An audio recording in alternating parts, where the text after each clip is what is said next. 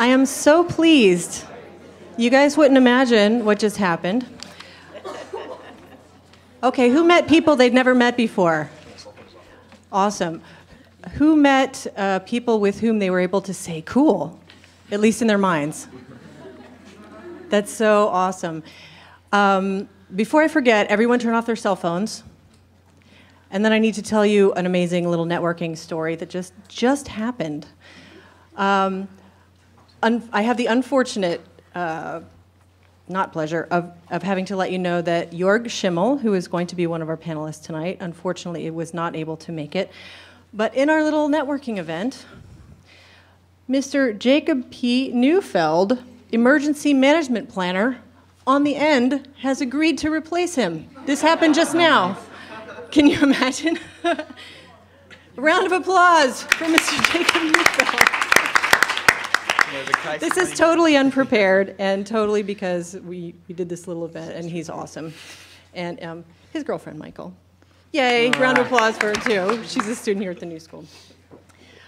So in any case, we're going to go ahead and get started. So again, please turn off all your cell phones. I want to give a special thank you to our career development team, who, as always, has been completely wonderful in supporting this whole event. So all the folks standing up in the back there trying to hide.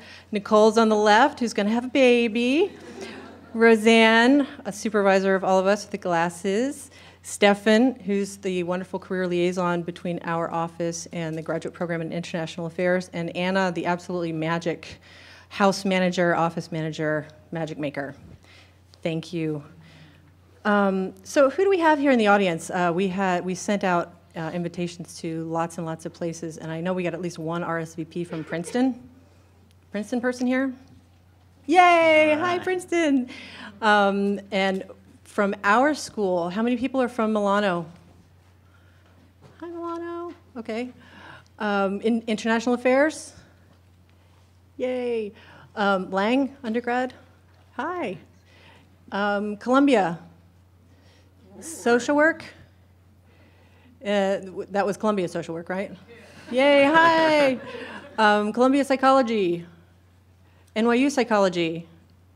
Hi, well, kind of a mix. Anybody yell something out? Fordham psychology, hi.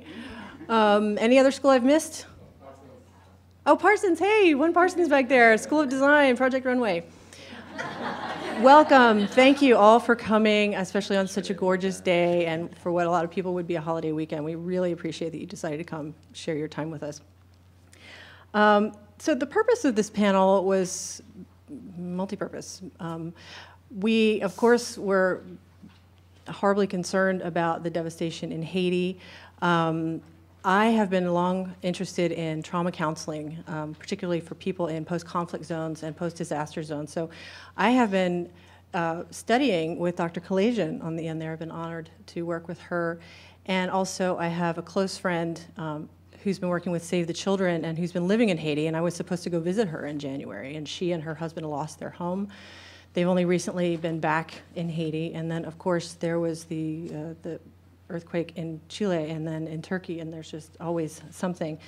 And we have students here who are in programs that it fits. We have the Masters in Public Administration, we have International Affairs, we have just so many programs that are concerned with the world as it is and concerned with social justice and anything from food security to communications, it all fits. So we got these wonderful people together from all different levels within their career path, and we are honored to have them here to share their experience with you, and we appreciate it so greatly. So first of all, what I'd like to do is read you their bios and introduce them, and I'd ask you to hold their applause until we get through all of them. And then after that, Dr. Kalayjian is going to show us about a 10-minute video of her recent trip to Haiti, where she went to provide training for community leaders and, well, actually, I'll let Dr. Kalayjian tell you more about that in a minute. Okay. These are in no particular order. And please forgive me for my pronunciation if it doesn't work out. Yael Aberdem, yes? is a field human resources officer for the Humanitarian Medical Aid Association, Doctors Without Borders, Médecins Sans Frontières. She has worked in various conflict and post-conflict settings since 2001, including 3 field assignments with MSF as a project coordinator. Most recently, Ms. Aberdam worked in Bogila, Central African Republic, coordinating a program that delivered primary and secondary health care to victims of armed conflict in the region. Other MSF assignments took her to Burundi following years of civil war, and Ivory Coast in a region where ongoing violence and instability threatened the population. She managed programs that delivered a range of services from primary and secondary health care to treating HIV/AIDS, TB, malnutrition, and caring for victims of sexual violence. While in Ivory Coast, Ms. Aberdam also participated in MSF's response to a cholera outbreak. Before joining MSF, she worked in Kosovo and the Democratic Republic of Congo and worked with teenagers in Jerusalem, Israel. Ms. Aberdam received degrees in international relations and French literature from the Hebrew University of Jerusalem. She also holds an MA in international humanitarian assistance from the Université Catholique de Louvain in Belgium. And Dr. Annie Kalayjian has devoted her life to studying the impact of trauma and helping others heal so they can reach a state of wholeness. She is board-certified expert in traumatic stress. This is a long one. Adjunct Professor of Psychology, Fordham University. Founder and President, Association for Trauma Outreach and Prevention. Board of Directors, United Nations NGO Human Rights Committee. Chair of Mentoring and Disaster Prevention Committees, American Psychological Association International Division. President, Armenian American Society for Studies on Stress and Genocide. Dr. Kalayjian has been involved at the UN since 1990 and was a representative for the World Federation for Mental Health until 2006. Currently, she's representing the Armenian International Women's Association and is a UN representative with FemVision, as well as representing the Armenian International Women's Association. Dr. Kalayjian also serves as a member of the UNICEF Committee on the Rights of the Child and as a member of the UN NGO Mental Health Committee. She was an official delegate to the World Conference of Women in Beijing, China. She's the author of the authoritative handbook, Disaster and Mass Trauma, Global Perspectives in Post-Disaster Mental Health Management.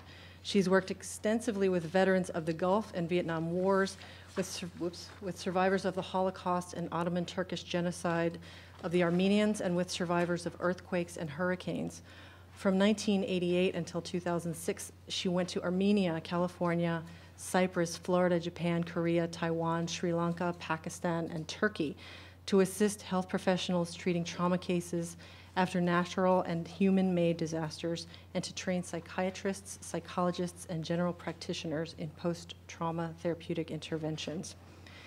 She has private therapeutic practices in Manhattan and Cliffside Park, New Jersey, where she resides, and is an adjunct professor of psychology at Fordham University. She earned her doctorate of education from Teachers College, Columbia University. Robert Shepard is originally from Greensboro, North Carolina. He completed his undergraduate work at Appalachian State University in Boone, North Carolina, in Latin American Studies and Spanish. Currently, he's a second-year graduate student at the New School's graduate program in International Affairs, affectionately known as GPIA, in the development concentration. He has traveled extensively in Latin America, along with living for long periods of time in Argentina and the Dominican Republic, setting the framework for his regional interests. His interests include socioeconomic, communal, and educational development. For the past year, Robert has been interning for the Interagency Network for Education in Emergencies as their disaster risk reduction and network services intern. INEE is an exciting network that provides the tools and assistance to other organizations, including UNESCO, IRC, UNICEF, Red Cross, Save the Children, Plan, etc., to prevent, mitigate, and recuperate from emergency situations. This summer, Robert will be traveling to Buenos Aires, Argentina, to participate in GPIA's International Field Program with the World Bank. Leo Redmond, gentleman right here, is currently a Master of Science candidate in International Affairs here at the New School with a concentration in development. Leo earned his undergraduate degree in linguistics and international business from Georgetown University in 2002. He served as the 2008-2009 Rotary Ambassadorial Scholar in Istanbul, Turkey. He has served as a Peace Corps volunteer 3 distinct times. As a Peace Corps Paraguay volunteer, Leo worked in the area of agroforestry community development. As a Peace Corps Guatemala Crisis Corps volunteer, he worked in tandem with CARE Guatemala in post-Hurricane Stan disaster management and emergency preparedness.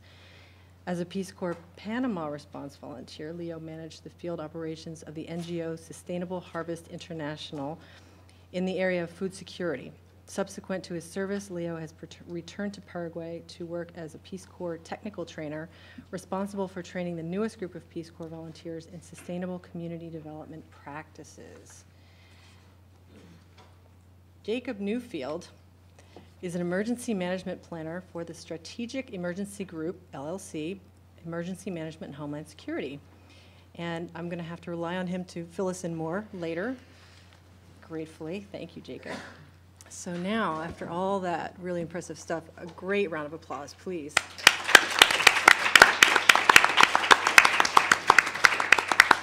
Thank you so much for being here. And now, before we get into the questions, Dr. Kalayjian, if you would be so kind. Can we have our technical assistant? Yes. Or I just try to do this? That's the White House in Haiti.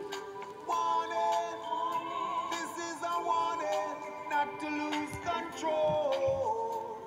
Help.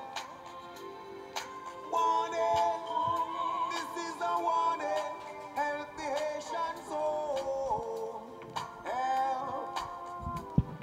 My heart cries out to see so much destruction. Oh, cha-cha.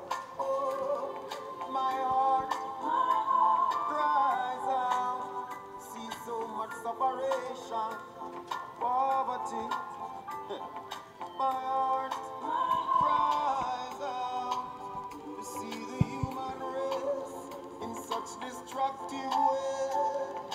Light a little light, burn the candle bright, burn away the evil and the parasite. Warning, this is a warning not to lose control. Help. Warning, this is a warning, help the Haitian soul. Help. My heart cries out to see so much destruction in Haiti. My heart cries out to see so much destruction, so much destruction. My heart cries out, cries out. The earth is like a melting pot. Everything is getting red hot. Earthquake, lightning and thunder. Earth a rumble. I say the earth is like a melting pot. Everything is getting red hot. These are the selective few that have tents. There's about 1 million that do not have tents yet. Earthquake and fire.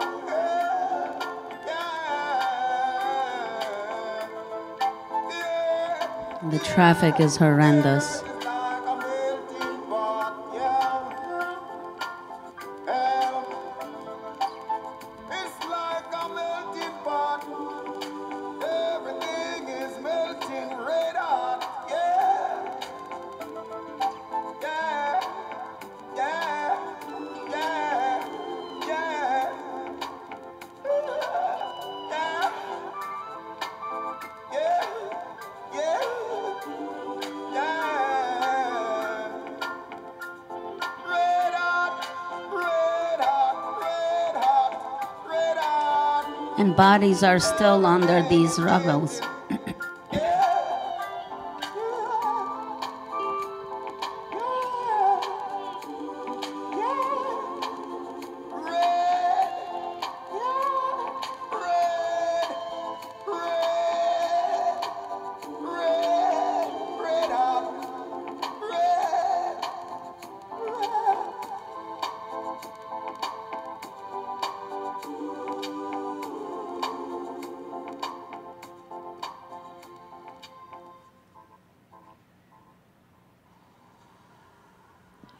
These are some of the tent cities where people wait online for food. And these are our art classes with the children, some of the orphans on their tents. This is our Meaningful World ATOP tent for psychological aid, one for adults and one for children. And these are where people live.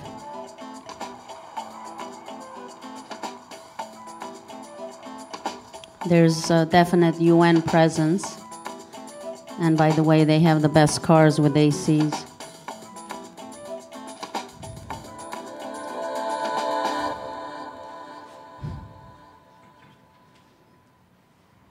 And this is very interesting. Around the corner from where we lived, Obama, we need change. And this is our dinner, peanut butter and tuna fish, beef jerky and wine and Snapple. And these were just one of the 10 suitcases of donations people gave us that we were able to take, from medicine to crayons. And these are called top transportation means. Why is this acting out?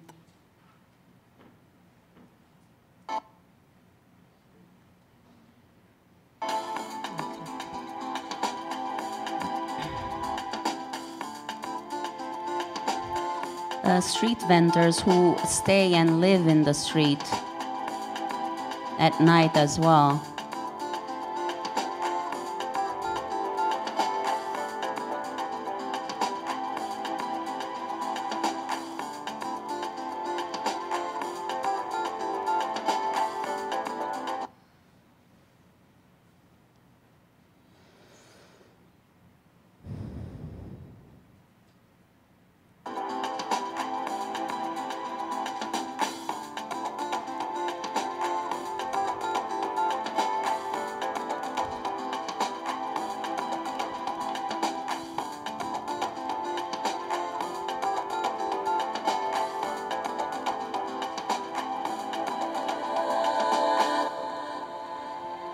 These are the USAID-sponsored workers who are starting to clean up, but very few.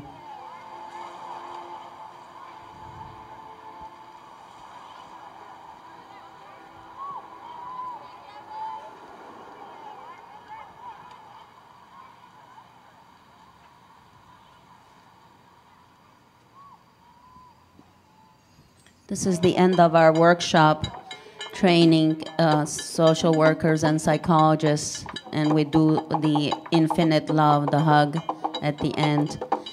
Here we're visiting the 10 cities to observe their safety and see if there's any people suffering from emotional disturbances, so we can ask them to come to our tents.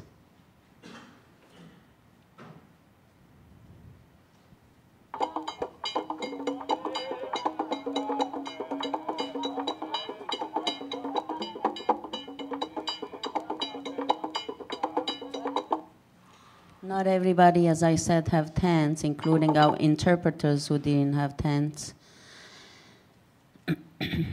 And the rain season started a week before we left, and the rains were really torrential rains where we had a bed and breakfast, we had a roof on our head, and we woke up at 3 a.m. because the rain was like beating the roof.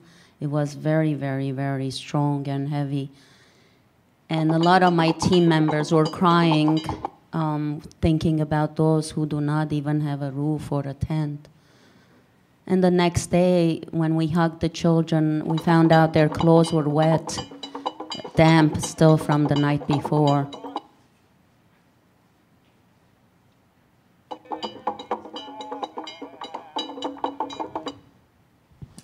It had to have been incredibly difficult for you.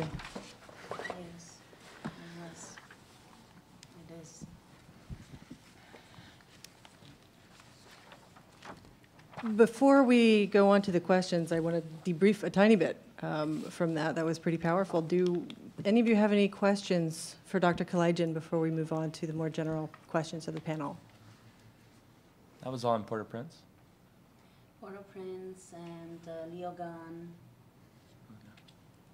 and Cirque du Soleil. Can everyone hear okay? Léogâne, Pétanville, and Cirque du Soleil. Yes. What exactly were you doing there? We're doing psychosocial rehabilitation, and we're doing training with psychologists, social workers, and teachers, and paralegals. Working with the staff in processing, because a lot of the staff, physicians, nurses, and others were traumatized and very much burned out.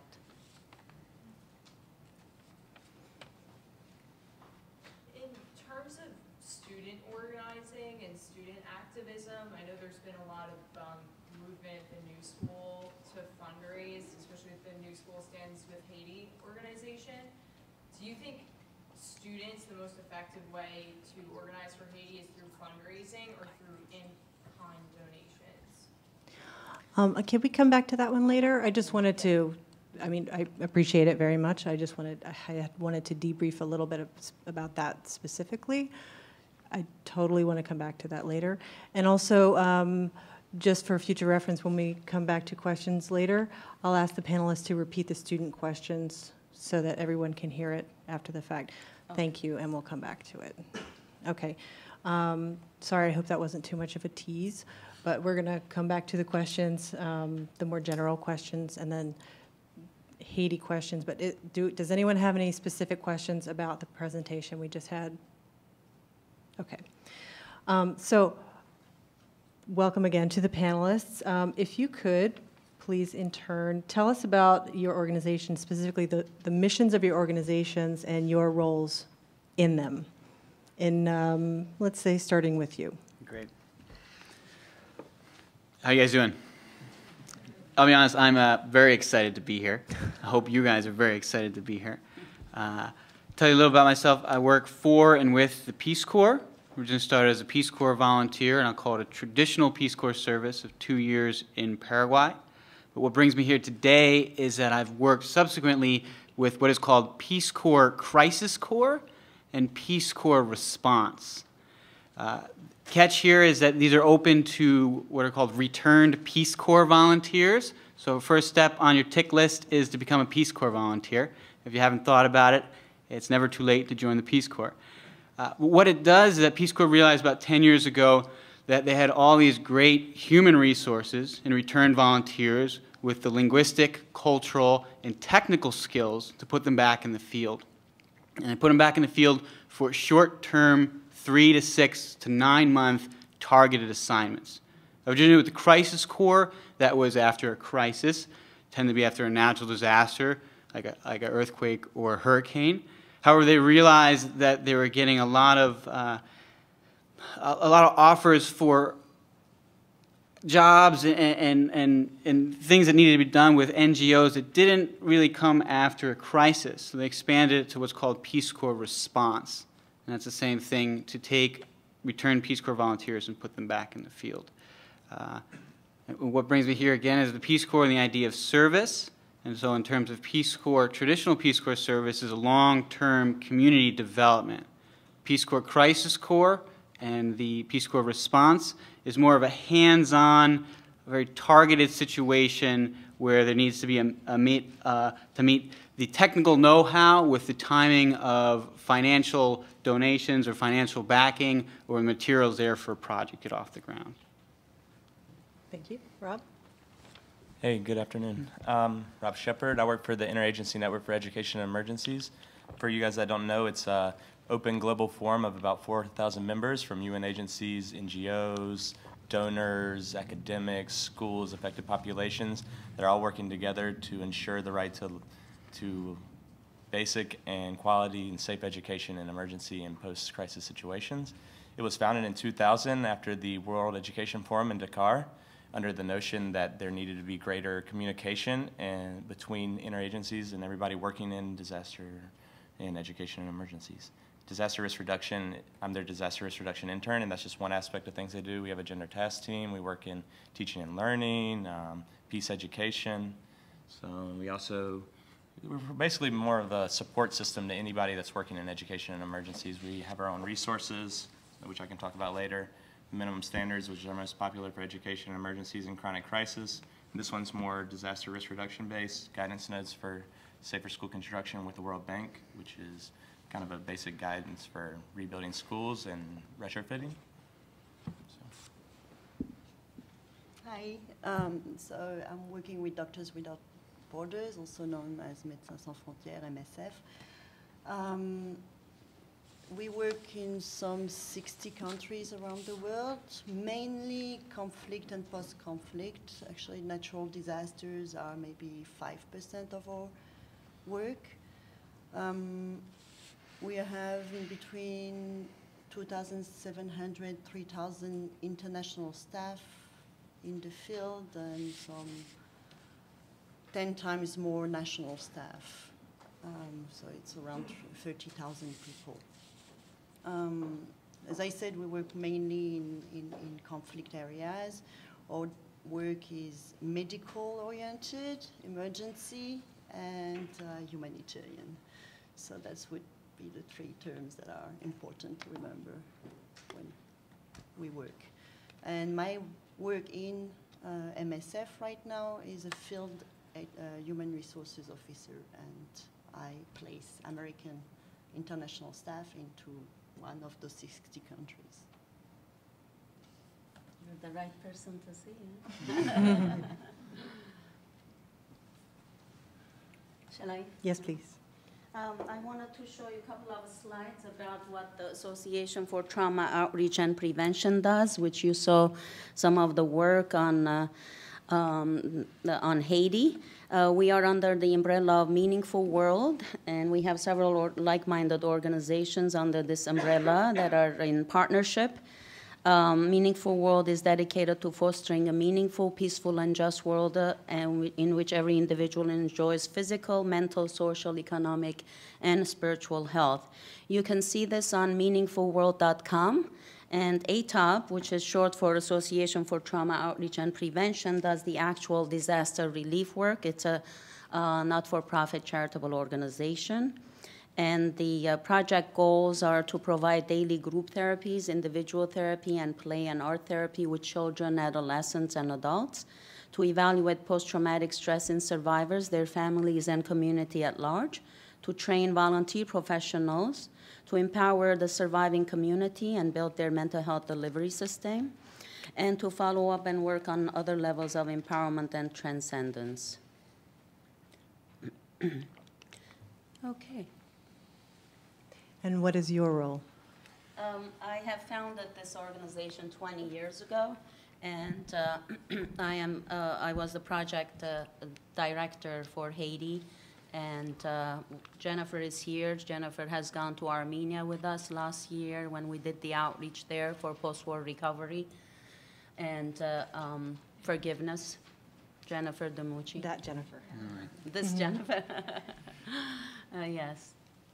And we have internships and training, once a month training. You can look at the website, and if you're interested, we have internships. And Jennifer Rupert is studying in our training, and once you do the training, then you are able to go with us to do the outreach in different countries.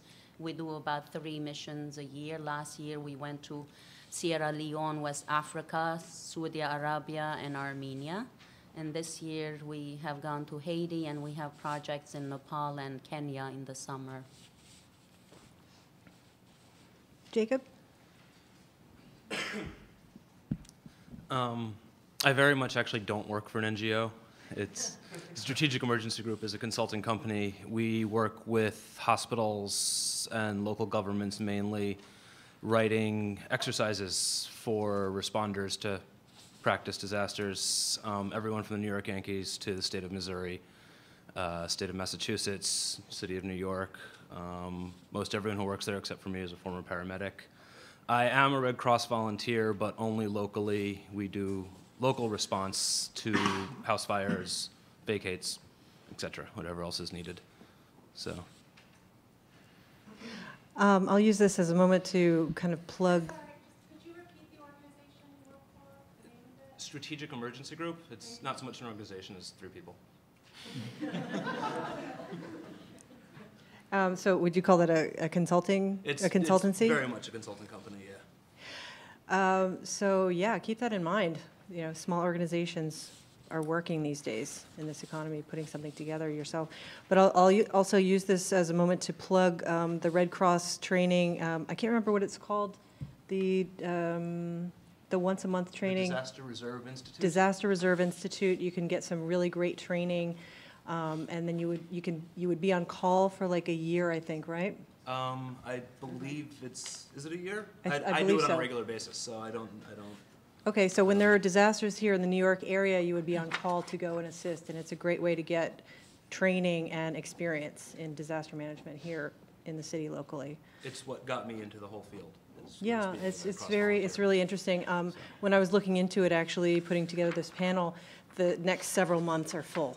After Haiti happened, people started signing up like gangbusters, but it's there and it's available monthly.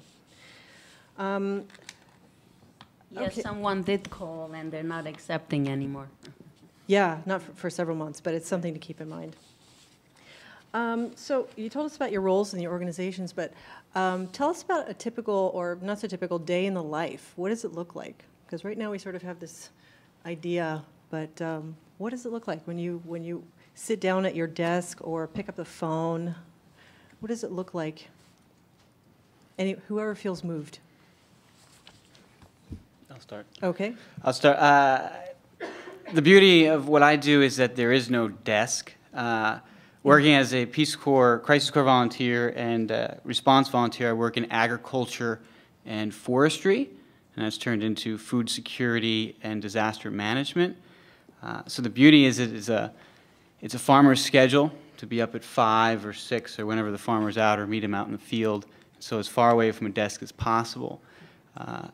And what that entails is, I'll be honest, I'm a guy from Jersey, and when I got started, I thought, food and vegetables came from the supermarket. So it's been a steep learning curve in learning to understand and value the agricultural lifestyle and to view a farmer of 40 or 60 years as a professional. He professionally farms. He keeps himself and his family alive. He doesn't go to a job, he doesn't go to a desk, doesn't have an office, but that's what he does, and he's very good at it. So the idea is to work with them, and especially post-hurricane or post-natural disaster and doing land management surveys, is to figure out what to do with all the rocks that are all of a sudden in his field. Is it worth picking them out? Can we pick them out? Or what should we do to make his profession or give his profession back? And so a lot of times it's a lot of physical work, and it's a lot of just understanding what he needs to do and understanding the timing of the rains and the timing of just the agricultural lifestyle and how that disaster has affected that. And whether it was at the beginning of the season and we have time to catch up, or was it right in the middle of a harvest and we're kind of caught between where there's going to be a lack of food for the next 6 or 8 months because they won't have a harvest, they won't have another planting season until the next year rolls around.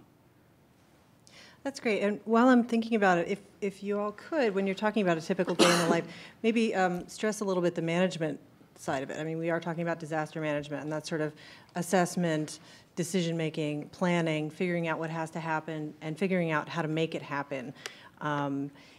So if you could sort of talk about those aspects of what a day in the life looks like, please, because not everyone is familiar with that, including myself. So whoever feels moved next, please. Well, I'm going to give 2 days. One is preparation to the mission and one on the mission, because they're totally different. Preparation in terms of management perspective is trying to gather data to find out what country are we serving, who are the people, their cultural belief, their past history, record of trauma, how they coped from that trauma, how successful they were in rehabilitation, what problems do they have in terms of more like political, socio-political and economic climate, what's going on in that situation.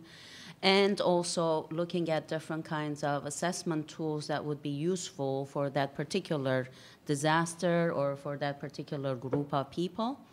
And with that pre-assessment, we try to gather as much data as possible so we can educate the interns or the volunteer professionals that are going to be deployed with us. On the day of a mission, a typical day would start at 6 a.m. My team members joke around that I knock the door 2 minutes before 6 and they're trying to get 2 more minutes of sleep. My alarm clock didn't go off. Please give me 2 more minutes. And then I would say yoga is starting wherever it is, in the field, on the beach, wherever we are. We'll do yoga. If they don't want to join me in yoga, then they do any other physical exercises. It's mandatory because you need that kind of release because you have the risk of secondary vicarious traumatization. And then we go for breakfast, and during breakfast we talk about what our goals are for today, specific to ourselves, not just what we're going to do, but in terms of how we're going to be present. Because most importantly, when we ask people what helped them by our being there, and they said most frequently and consistently in all countries, our being there, our coming out of our comfort zone from our countries of US of A and going there and giving them empathy and giving them the understanding and being there. So we talk about patience, we talk about our specific need to grow within the country that we are serving. And then we start the day, it could be under the tents, it could be in field, it could be in war zone, it could be under rubbles, and we reach out to the people and we do groups. A group in the morning for adults and children and adolescents separate. We each will have, team members will have different specialties. And at lunch, we do again, we eat together and process. In the afternoon, we do other groups and then individual. In terms of management, what I do is go and start talking and meeting with people such as Ministry of Health and Education. That is very important in these disasters situations and calamities. And we talk with the mayor, such as in Haiti, we had a special meeting with the mayor because the schools weren't open and the children being in the street were developing very, very unhealthy habits, aggression turned at each other, and stealing practices and other mischievous things that children will do if you don't really organize them and educate them and put them in a discipline. And then in the evening, we come home, and if there is water, we shower. Some places we don't have water, so we have to deal with that. And then we sit during dinner, and we process in terms of what we're feeling, experiencing the day, what that made us feel. And some cry, and some laugh, and some, mixture of both, some anger and frustration with the system and so on. And then we try to do something fun. Again, people go on their own for an hour, either to the journal or try to listen to their music if they have their own equipment, because a lot of these places don't have electricity.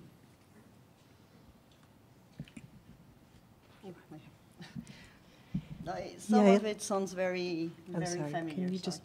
Yeah. Thank you. Okay. And I'm also going to talk maybe about 2 different days, because even if it requires more or less the same skills, I had 2 very different jobs with Doctors Without Borders. So I would say one day in the field is, as a project coordinator, you're the manager of a team. Usually it's a team in between 4 and 15 international staff and something around 100 to 500 national staff. So that's a lot of people to manage. And you need to be prepared for everything to change from one day to the other, and that would be where I would say you need a lot of flexibility in that environment. You have a nice planning, you have a nice strategic thinking about what are the needs, how they are assessed. Then from the needs, what do you need? What are the resources you need? And all that is put in place, and you're the one who needs to actually make it happen. Sometimes you're the one also starting from scratch. And you need to evaluate that. You need to follow up and monitor how the resources are doing, and it means in terms of logistics, in terms of finance, and on human resources.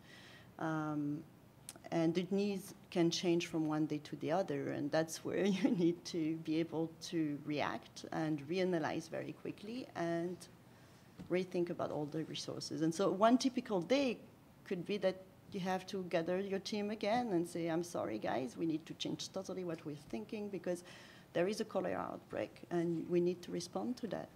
Or there was fighting around you and you need to not go where you were meant to do, but we can do something else. So that's the daily basis. It's very unpredictable, but also you need to have a plan because without your plan, you actually cannot know what you are meant to do, and when you need to change it, you don't know what you need to change if you don't have it from scratch.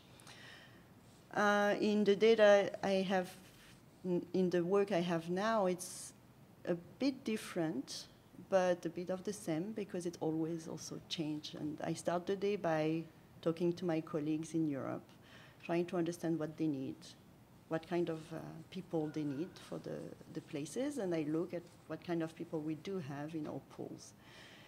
And then everything changes because suddenly there is an outbreak in Nigeria, there is an earthquake in Haiti, there is an outbreak in Chad, and all the kind of resources that you thought you would need for that year actually are changed. So you need to change also your recruitment strategies, and you need to change all that. So if you would like to do that job, the only thing I could say is like be prepared to be flexible. Yeah, I'm glad. Can I comment quickly? Of course. I'm glad you mentioned that because one of our team members in Haiti had very much difficulty with this. She wanted to plan in the morning, and then when I had to change at noon, she flipped out and started crying, saying, well, you told me this in the morning. Well, I'm sorry, and things change, and I got a call from the mayor. I'm pulled at a meeting, or I got to see the minister. So you have to be able to be flexible. And then, as Yael mentioned, there may be a war, like we're in Sri Lanka, there was a war with the Tamils, and we were house arrested, so we couldn't see our team members. So those things, you have to be very, very ready to be flexible and open and present and mindful. Whoever is moved. I'll go. My day is probably pretty typical to anybody that works in humanitarian organizations or agencies here in New York. I get up, I ride the 456 to Grand Central, go up to the 14th floor, sit in my cube at the IRC, and open my email. The Interagency Network for Education and Emergencies, as an interagency, we don't have an office. We're located at the IRC, we're hosted by the IRC, UNICEF, UNESCO, and UNHCR in Geneva. So we're a virtual network. We work all over. It's basically by Skype and email. We have a website. Like I said, we are a support group for all agencies and people working in education emergencies. So my typical day would be anywhere from editing one of these resources, research, analyzing documents, some light translation every once in a while in Spanish when I get lucky, eating lunch on Lexington Avenue. I don't know. It's pretty, I mean, it's pretty typical. It's pretty boring. I no field experience. It's kind of put me in the situation where I am now, graduating in December, of figuring out that I don't want to sit in a cubicle all the time and trying to transition that, which this has been a wonderful experience, but it's important to figure out what you don't want to do. Right, right. And it's not that I don't want to do this. It's just not every day. It gets a little repetitive. And, you know. And what's going to happen with the research that you've done? It depends on the day. Like they say, everything does change. I mean, we have this resource for the guidance notes for safer school construction, and we actually don't have it translated into French right now. So we're working with the World Bank, and that can be difficult some days. They don't answer your email. They don't answer your emails or your calls, or they don't want to reprint or whatever, you know. 100 logistical, bureaucratic reasons for not doing whatever you needed to do. But I don't know. I mean, I edited this heavily, and right now it's being translated into, we already have it in Chinese and Hindi and English, but it's going to come into, Spanish, French, Arabic, and Tamil also, among other languages. So, I mean, people go and we have a secretariat of 5 people that actually are paid by INE, so, and then a bunch of interns. So a lot of our, the secretariat will go and do trainings on these documents where then, say, an organization in Haiti can then take it and then train other people, where they can retrofit a school or what have you. So. Last but not least. Okay. I also very much sit behind a desk all day, or at my kitchen table because I work from home. Unlike everybody else, I wanted a desk job. I spent 5 years not having a desk job and working on the back of trucks, and so I wanted a desk, I wanted a chair, I wanted a computer, and somewhere to sit. So that's what I got. What I do is a little different from what they do because I create disasters. It's a lot like being a dungeon master for anyone who's ever played Dungeons and Dragons. I'm told, okay, there's an earthquake in Missouri. Here are your parameters. Here's a spreadsheet with 1,600 lines of what happens during an earthquake. Go make up the earthquake. So that's what I do. They're called a MESL, a Master Sequence of Events List. It's a script for a disaster. So unlike them, my plans never change because I create the havoc. For example, today I spent the morning destroying a hospital with a tornado. That was fun. I spent yesterday writing a pandemic flu plan for the southeastern portion of Massachusetts. And yeah, an earthquake in Missouri. So that's a typical day for me, is sitting in front of a computer filling out spreadsheets. That's interesting. So then what happens with the information that you've provided, with the disaster scenario? We give the disaster scenario to the response agencies. They tell me how realistic it's going to be, and I change it according to their needs. And then on the day of the exercise, we have what we call controllers who stand in the rooms with either the National Guard, the Department of Education, whatever the response agency is, and say, okay, now this happened. Now this happened, now this happened, and see how they respond. It's very much, we don't test the people, no one gets fired, no one loses their jobs, it's a test of the processes and the test of the communications. Probably the biggest issue in disasters that I've seen is communications. So almost everyone tests communications. We tell them they can't use their phones anymore and see what happens, and tell them they can't use their email anymore and see what happens. And you go from the internet to the sneaker net. And so it's so it allows them to prepare. Yeah. Literally. Yes. Yeah.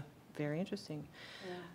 Well, the preparedness is the very core issue in any disaster. And in fact, the difference between countries, we have done research and also outreach in Armenia after 1988 earthquake that was 6.9 Richter scale, the same as the Northridge earthquake in California in 1994 that was 6.9 Richter scale. And there was 75,000 people died in Armenia and only 61 in California. And it took 6 months for California to rebuild, and Armenia is still, when we went there, we saw people that still didn't have homes. So preparedness is the key. Haiti, the same problem. And we had the mayor say, I wish my grandmother told us, my great-grandmother passed on the story that we used to have earthquakes, very, very, very severe earthquakes, and these lessons have to go, from generation to generation. But now there's no storytelling, and they don't have booklets in their schools like Californians and other, maybe Missouri has them. So that's what we're working on next, to have them prepared in the educational system. And it's not even country to country. I mean, it's state to state within the United States, I've noticed. Right. Just take a guess. Who has better emergency management plans, New York or Missouri? Missouri. Right. Yeah, like, New York if there's a terrorist attack, New York's probably on top of it. But as far as natural disaster, right. I have no idea. Whereas Missouri, I think we're doing 4 natural disaster exercises in Missouri this year. So. hurricanes, right? Or no, tornadoes. Tornadoes, earthquakes, and ice storms and floods. Very interesting. Well, I want to make sure to leave time for audience questions. So the last one, this one I'm going to combine. So how did you get your jobs, and how do you recommend they go after similar jobs? Well, I know it's big, loaded questions. So I just got my job, so I've been doing this. Congratulations. This job since late last year, and I got it through the typical way of someone at the Red Cross called someone he knew, said, take a look at Jake's resume. Networking is my next question. Yes. I have two jobs actually, and the other one I got through one of my professors sending my resume to a friend of his. So it's very much who you know. So we might be putting three questions together, but okay. Well, I made mine, but it's not a paid position. It's not a paid position. It's voluntary, and all of our mission team members are also volunteer. So that's another different, it's a service we provide, because we noticed that the Red Cross, although they have the mental health training, and I took the training, and it's a very poor training. We do training on 6 levels, and that's why I developed the training, and we have the books here from around the world, so you can use in addition to the trainings that you come in. It's once a month, and you take them, and then you're certified, and you can go and do the service. It's really something that I feel every person should do, but you should have another job to support this service, because this is something that we found out mental health gets to be pushed on the side, and they, if you're not bleeding and you don't have a broken bone, you don't get the attention. And well, those who have broken bones, and like in Haiti, I had so many pictures of all the amputees, adolescent girls and young boys and older people, like almost 100,000 of them that are amputees. And they were so depressed, they didn't want to eat, they didn't want to get out of bed, and we worked with them. And the director just wrote today from Haiti, the director of the hospital, and said, so-and-so is walking, and she came out, and she's talking about you, your team members, so they really feel the psychological support is essential in their hope, in their faith, even in their recovery of their surgeries, and how they will be fitted afterwards, prosthesis. I didn't see much of fitting, so I think that's another problem. In 6 months is going to be a lot of orthopedic people, I hope, going there to serve so that they can get fitted in prosthetics. Maybe I'm just going to give my background a bit. Actually, networking didn't work for me. But it's, it's also maybe a choice, or maybe it does work in different ways. I started my job by being frustrated and being annoyed with the world that I saw around me. So get out of international relation, a BA in international relation, and I thought I was going to go into politics or diplomacy. And quickly, didn't work. So I tried the private sector. Didn't work either. So I actually decided to go and work with this really small association, which was working with teenagers in very difficult neighborhoods in Jerusalem. And we worked, and we were working with psychotherapy, institutional psychotherapy. So it was very voluntary. So I worked for 2 years in that, and I got frustrated again, and I was like, I need more. Like, the world is still not right, and I'm not having enough of an impact on it. And this is a learning curve also. Then I saw these studies. I said, I need to study something that can help me and go further. And I saw this master in humanitarian assistance. And suddenly my eyes opened, and I was like, that's it. And I went, and I did my year, and I had my master's. And then I said, OK, I'm going for the field for 1 year, and then I can come back and create my own NGO and create my own job, which I didn't, because I fell in love with the job I was doing, and there was no way that you could take me out of the field afterwards. it was so fulfilling. And I think that when you love your job and you do it and you do it well and you communicate with people properly about what you're doing, then easily people want you more and they want you again.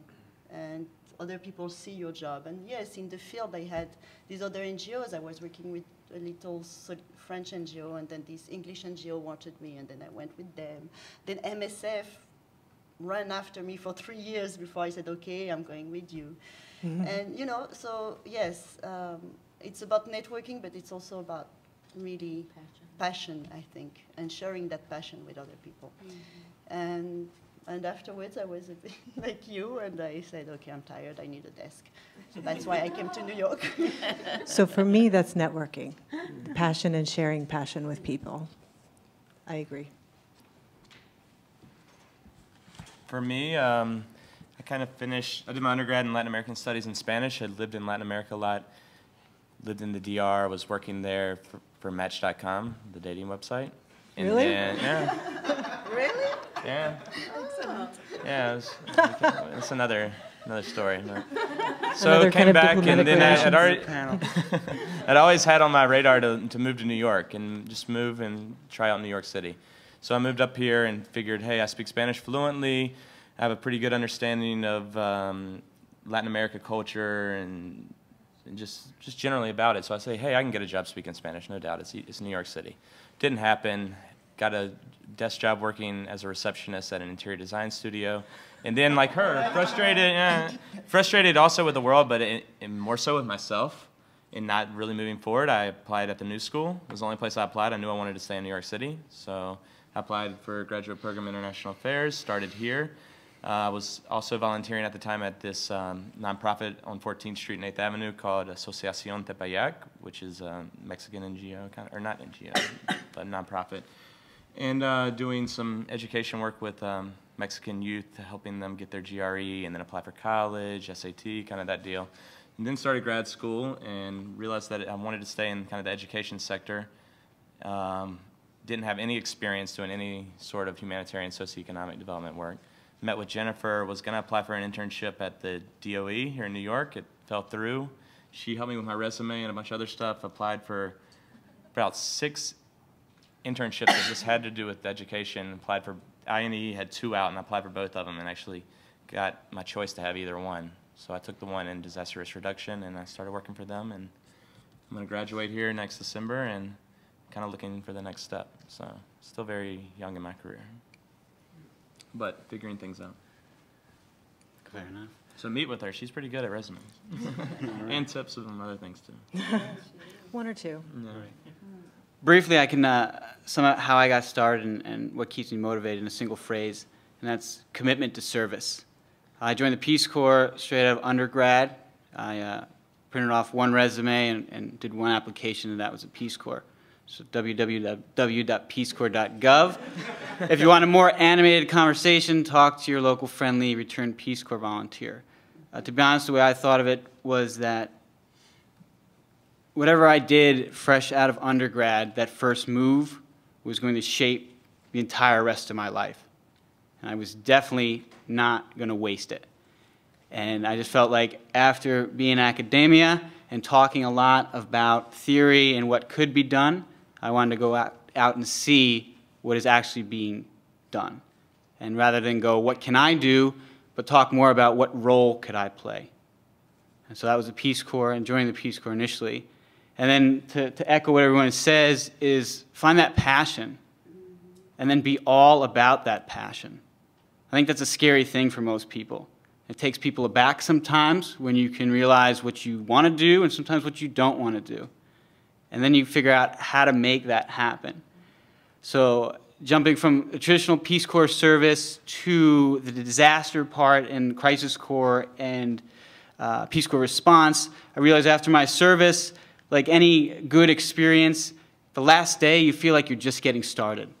And you can make a decision whether you say, all right, I'm done, or you say, wait a minute, how do I actually really get something done? And so I applied to the database for the Peace Corps disaster management, Peace Corps response, and Crisis Corps.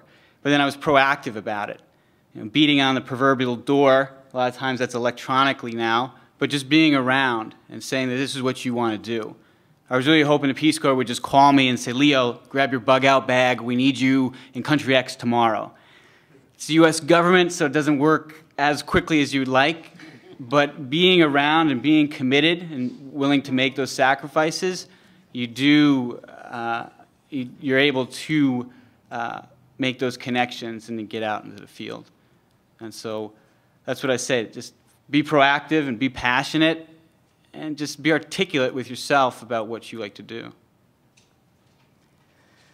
All right, well, this is spectacular. I have about 100 more questions, but I want to save the rest of the time for you guys. So before I give you guys the floor, let's give them one more round of applause. Thank you all so much. All right, the floor is yours. I'll ask you to try to confine your questions to career-related questions. Yes. I was interested to know from a perspective of volunteerism. I was anticipating coming here to get information to know in my golden years, and I'm about to consider retirement from a career in a not-for-profit organization here in New York. Is there an age cutoff? And can you, particularly Dr. Kalayjian and Amsterdam, in the services that you recruit people, do you have to have a particular educational, medical background? And if you do volunteer, is there an age cutoff? And thirdly, when you volunteer, what is the length of time that typically one is expected to give? Okay, I'm going to repeat everyone's questions, okay? Yes. So, you're gonna repeat yeah, let me that. repeat first. So the question, if I have it correctly, is particularly for the Association for Trauma Outreach and Prevention and Doctors Without Borders, are there particular educational backgrounds required? Is there a particular length of time for volunteering, and is there an age cutoff? Okay, Dr. Kalayjian? Let me start with the latter. There's no age cutoff, but there is a but that physically you have to be fit in a way that we can't do wheelchairs because it's difficult to transport in difficult, like in earthquake zone where there are no roads and it's not handicap friendly other countries except Europe and America. So physical disability, but not, let's say, diabetic who is managing their diabetes, that would be fine. But physical handicap would be a difficult issue. In terms of educational background, because we do extensive training, if we feel like you're not ready, we can give you a kind of tutorial, separate tutorial, so which is, is really to support what you come with already.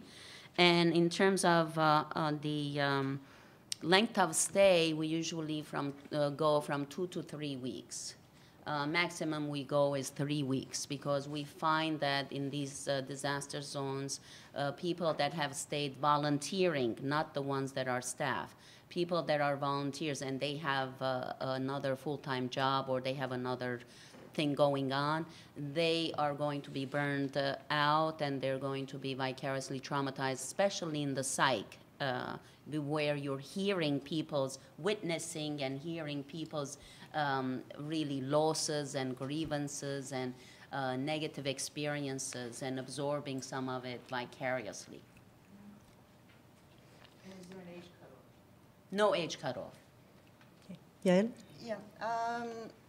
So first I need to maybe clarify volunteering with MSF. You obviously have the usual office volunteering, which is very useful. But in terms of going abroad, it's volunteering because you take the choice and the responsibility to go to an unsafe area. And this is your decision and you decide to go there. The people who are there don't have that choice to leave when they want. So that's, in that term, you are still paid a minimum. So that's, I wanted to clarify that. Then in terms of competencies and skills, you need to have a minimum of skills that are really detailed in the website, so I might not go in there, but you need to have management, extensive experience abroad already, and have very specific skill set in whatever you're doing, logistic, administration, medical, paramedical, psychology. You need to have at least 2 years of relevant experience. So that's more or less. In terms of age, there is no age. We have people who are pretty old going out, surgeons and retired, and the only problem might be for visas in certain countries, but that's country specific. Okay. Yes. Hi, could you talk a little bit, please, about some of the opportunities that exist in your field for dealing with some of the gendered aspects of disaster management and disaster relief? Okay, the question is asking that the panelists, any particular or all? All of the panelists, please comment on gendered aspects of disaster management. I'm assuming you're talking about sexual violence? Not specifically just sexual violence, I mean, women... Maternal care? Yeah, I mean, things... Any gendered aspects of disaster management. Okay, anyone care to answer? Okay, I'm going to start. The ladies will answer. Okay, in terms of women are always the most vulnerable in some ways. They are pregnant. It makes them physically more vulnerable, and that obviously we need to have special care for, and they are ethically you need to take care of them first. Then obviously in the places where we work, in disasters or in post-conflict, we know that sexual violence is a weapon. So obviously we do have special care on those, and we work a lot with midwives, and we work with psychologists, mental health on sexual violence. I'm not sure I'm answering your question, but it's, for me, you can't do medical care without being specific with women. There's a huge gender perspective after disasters in that, as Yael said, women are, and young children and very, very old are the most vulnerable in any disasters. And on top of that, you're dealing with the unfair distribution of resources. And they're the ones that are in the tents, and they're the ones that don't have the money. And somehow the money never gets there. All the billions and millions you're hearing about Haiti, nothing has reached to the people who are suffering, and especially the women and children that are in tents. There's the other perspective in terms of, I don't know how many of you know that more women died after the Asian tsunami, southeastern tsunami. And that because a lot of difficulties in terms of the saris. Saris were caught, the scarves were caught in trees and they choked, and then the shame factor is another one. Some saris could have been ripped so that they would be saved, and brothers or uncles or fathers have told us that she didn't want it. She was willing to die because she didn't want to shame herself being naked in front of people. So that's another thing. And the economic disparity is huge, and illiteracy and educational disparity is huge, and it seems like the disaster brings all these disparities in the open. In addition to that, in some countries, like in Pakistan, we faced with additional yet difficulty with women. One specific case where the woman's leg is obviously broken, and you see it's swollen, and she needs to be hospitalized, and we're trying to take her to the hospital because they're in the northern part of Pakistan in the mountainous area where they have clan system and they don't follow the government. And I tried so hard to take this woman to the hospital, and the husband was insisting, no, I need my wife here. She has to cook and clean for the children and feed the children. And whatever I did to say that she would be a better mother if she is treated and she doesn't have pain, I couldn't get through. So then I turned around to my Pakistani colleagues and I said, I'm going to take her by force. And they were like, oh, we're leaving you. You're going to be killed. We're not going to be part of this. You go ahead. So I was left all alone, and I couldn't do anything.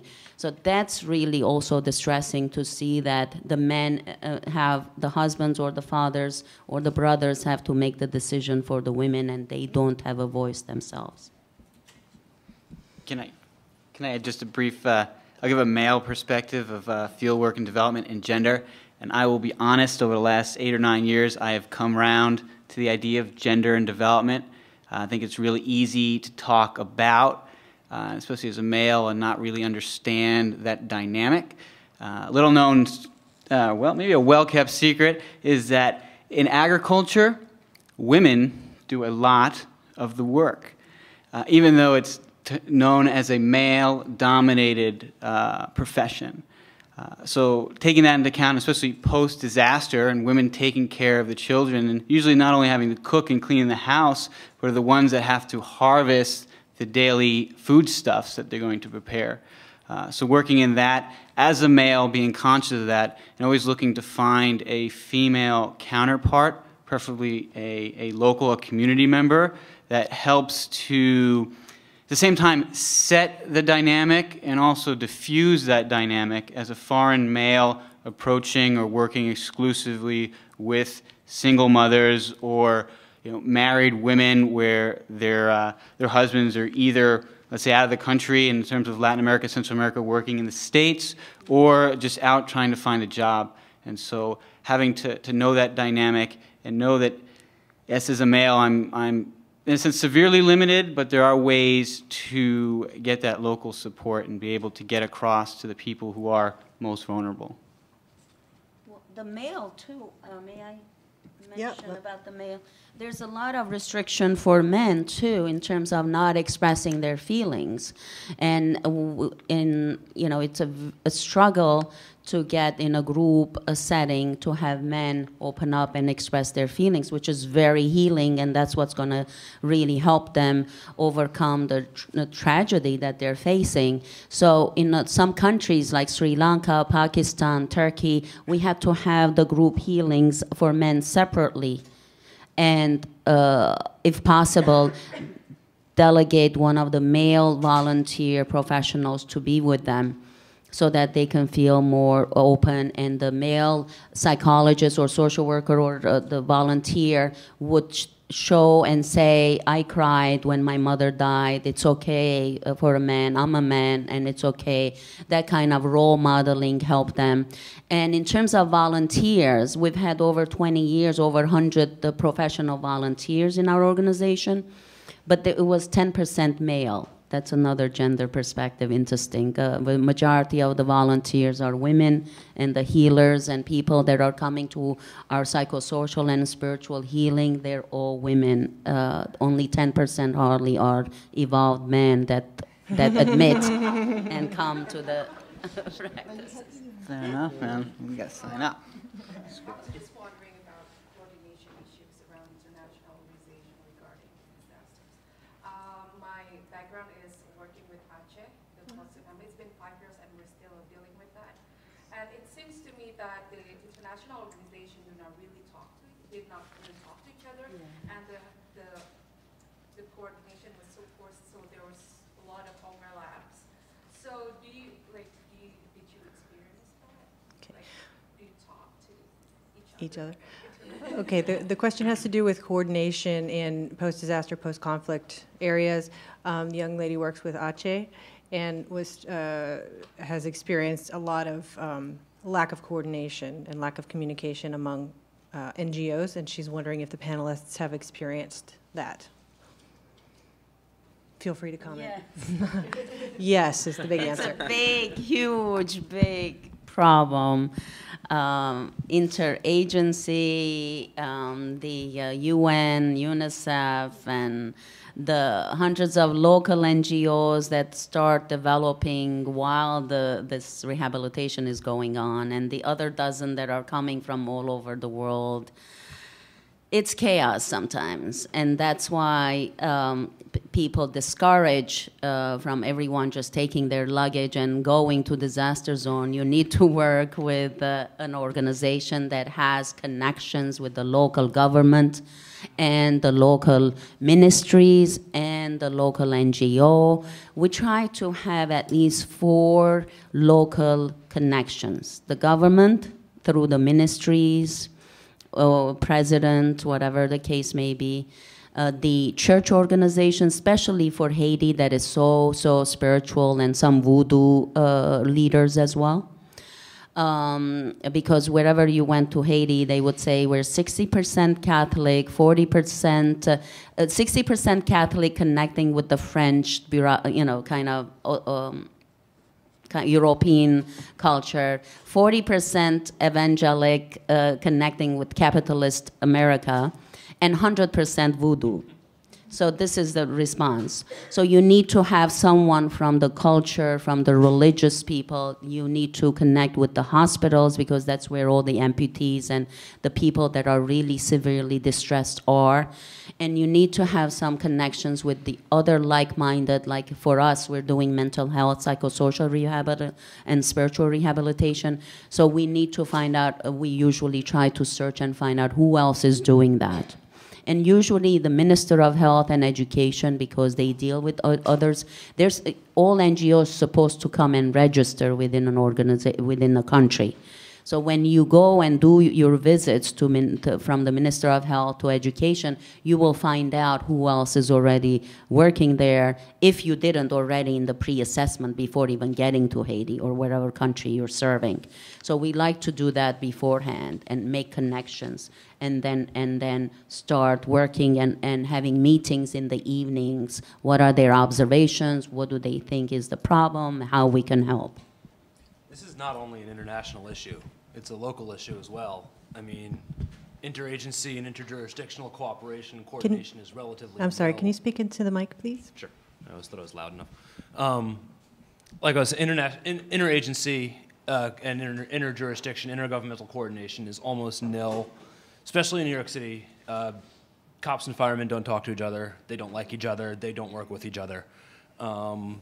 This is, I mean, some of the challenges you face is in a state like Massachusetts, for example, which is a commonwealth. They have home rule. There are no counties. Every little government is autonomous. So in the example of, say, a flu pandemic, if one town and one town are right next to each other, they're going to have completely different plans for working with the flu, and they're going to conflict with each other, and things aren't going to get done. The solution to that is, I don't know. And I don't know if anyone else really does. And in Louisiana, they're parishes, right? In Louisiana, they're parishes, but at least the parishes have parish leaders, and it's, Kind of church it's the states that are leadership. commonwealths that are kind of a problem. Just real quick, I think for me, and how knowing that that's there and having this lack of communication as a development worker in a crisis situation, how do you deal with that? I like to just remind myself, and hopefully through my actions around it, everyone, that you have to ask yourself, is this an us or a them experience? You know, and so take a step back and say, yes, we are here to help, we're here to play a role, but ultimately it is a them experience. So if they need us, they'll tell us. If they need us to go home, we should go home.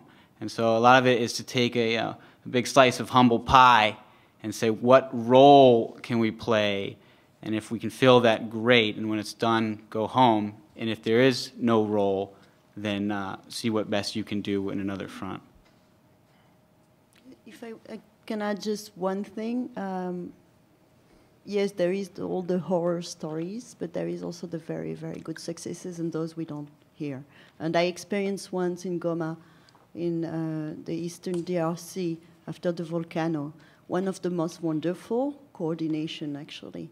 And the NGOs went together, all the resources were together to be able to give to the population exactly the same kind of services, not because CARE had more blankets, they were distributing only blankets, so the population under their area was getting blankets but not jerry cans. So it was quite interesting as to see, and it was a great coordination, so we should not forget that sometimes it does work also.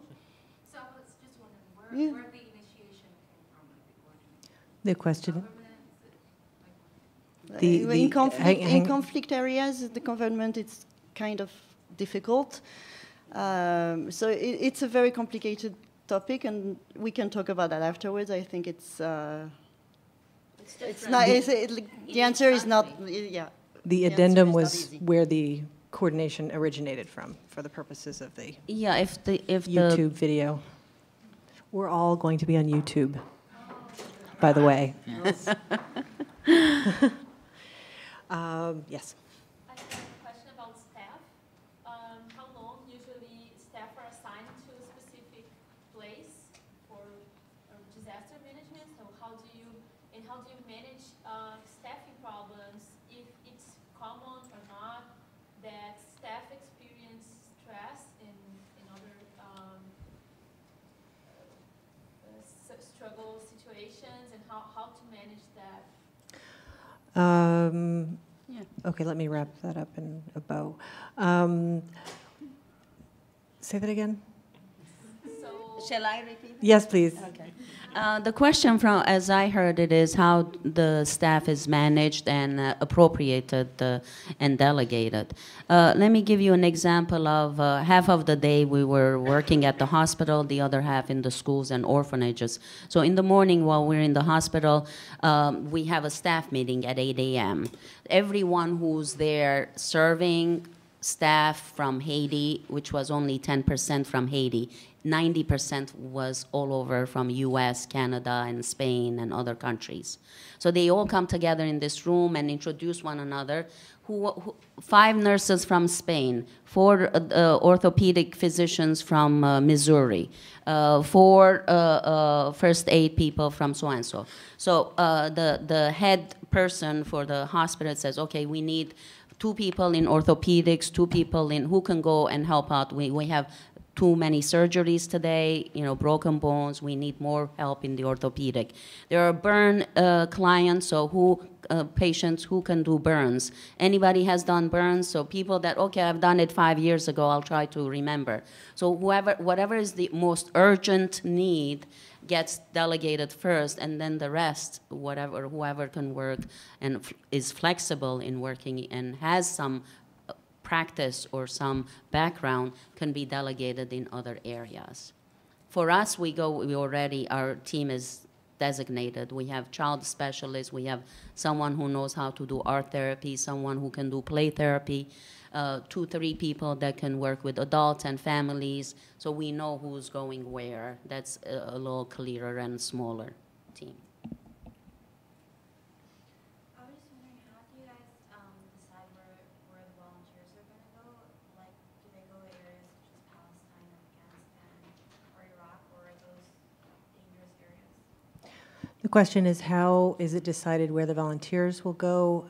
For example, Palestine, Haiti, Iraq, etc.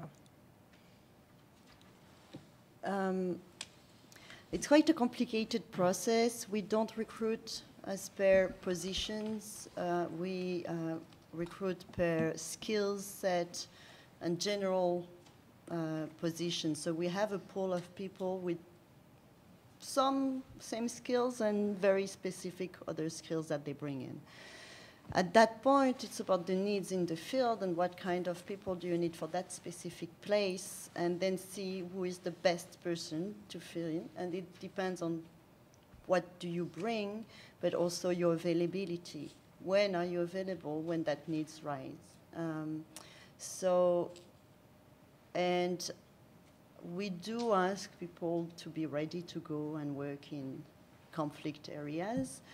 Obviously, you have the choice not to in certain places. And you need to take into account also the specific of the countries and the nationalities and the security. And so it's quite a complicated process. And people do go for, to answer your question, 9 to 12 months usually, but some profiles less. For us, we also consider the volunteers' experience, background, and knowledge of the language. At least we have 1 or 2 people in our team that speak the mother tongue where we're going. We've been in Palestine in '97. We served there. With Darfur and Afghanistan, we applied twice, and we had NGOs local that invited us, but we couldn't get visas. The governments did not give us visas. With the first one that we did in Soviet Armenia, that Armenia is independent now, but Soviet Union wouldn't give us visas. We had really a major difficulty, and they were like, we don't need American psychiatrists and psychologists. We didn't lose our head. He means like we didn't go crazy. Well, 75,000 people died, you know. Don't you think there's some grief and PTSD? So then they said they needed some I said, what do you need? So we start negotiating. So they wanted Thorazine and disposable syringes, and that's how we were able to get visa. So these are some of the logistic problems. So again, with Darfur, Afghanistan and Darfur, we could not get visas. And Iraq, we were deployed, and our first group with the High Commissioner for Human Rights left, and we were the second team to leave the next week, but their whole team was blown out, and they died. They were killed. So, of course, we didn't follow after that. I'm sorry. Just to give a plug for the good old United States of America, Peace Corps is only in countries where that country's government has asked for the Peace Corps' presence. That's always nice to know that, and that falls on the macro level from the government, as well as it's only in communities where that community has invited a Peace Corps volunteer into that community. So that always helps to set a very good and positive tone for the development work that follows. And to give an equal little plug for the Red Cross, they will send you, it's only within the United States or territories. It's 2 weeks, 3 weeks maybe. And there's no requirements for age. I think maybe you have to do a little of 20 pounds or something like that. And that's it. And it's I haven't gone, but people have told me it's a very satisfying experience. Yeah. When we get a chance, I'd like to share some of the satisfactory stories from the field, so that shows how people come, you know, grown and transformed and find meaning in their life. This lady's got a burning question. Okay. Yeah. Thank you. I have a question for Yale and Robert. And so obviously your organizations respond to all 3 of these, or probably the first 2 at least, of these kinds of common crises you see behind us, or behind you. And I'm wondering if, thinking about the people that you bring into your organizations to act as program managers or to manage teams around, not necessarily medical specialists or social workers or people like that, is there a difference in the skill set that you look for people who are going to be working in human-made versus natural disasters? Just wondering if there's any division there, or if there's any one particular, like any kinds of skills that are emphasized in one versus the other? It sounded like there were 2 parts. You were asking about people who are coming in as project managers as opposed to medical staff? Just focusing on that group, yes. Okay, project managers. Is there a difference in the skill set between people dealing with human-made versus man-made disasters? And that was for Yael and Robert. I'm not sure. I guess I'll start. You start, yeah. So first, to clarify, we do not recruit project manager as a start. You grow inside the organization. So you would start as a logistician or an administrator, if you're a non-medical person, obviously. So you need either very technical skills in construction, electricity, et cetera, et cetera. And then if you have already a background in managing, I mean, we do ask everybody to have some managerial and supervision experience already. Then you grow, and also we do train small trainings in management. But you learn how to manage the MSF projects, because it's very specific. So in that, I hope it answers your question very shortly. And what about the medical part? Same thing. It's you start as you have always supervisory responsibilities. This is why we want the medical people who apply to already have some and be very confident with that, because they will supervise staff. And then they can grow into the organization into coordination roles. And a lot of nurses become program managers or medical coordinators or head of mission.